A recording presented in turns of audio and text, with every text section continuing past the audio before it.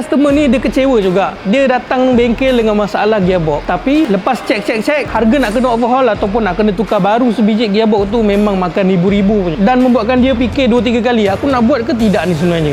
End up dia pun keluar daripada bengkel. Proses dia kat situ hanya checking saja, dia tak repair pun masalah dia. Jadi yelah, customer pun tak happy, masalah dia tak selesai, komen pun tak syok lah, tak boleh nak close customer tu kan untuk baiki masalah gearbox. Jadi macam korang nampak sekarang ni dekat tepi aku, ini adalah contoh gearbox BMW ZF 8HP. Ini adalah gearbox 80. Selalunya masalah gearbox 80 ni ataupun gearbox CVT, pertukaran gear tak smooth, masuk gear dia pun tak lancar, gear ada menyentap. Untuk treatment ni dia adalah ikhtiar sebenarnya, tapi dah terbukti sebenarnya ramai yang dah pakai kita punya treatment ni memang selesai masalah gearbox dorang. Kalau kata dah start ada simptom yang macam aku cakap tadi, boleh guna 2 botol ni lah untuk rawatan. Kalau untuk korang nak jaga gearbox korang, boleh guna 1 botol sahaja. Kalau ada masalah dengan gearbox korang, boleh cuba dulu transmission treatment RM Autocare. Okay?